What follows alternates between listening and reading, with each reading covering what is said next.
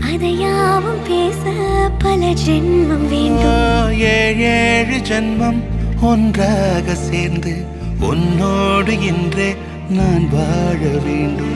காலம்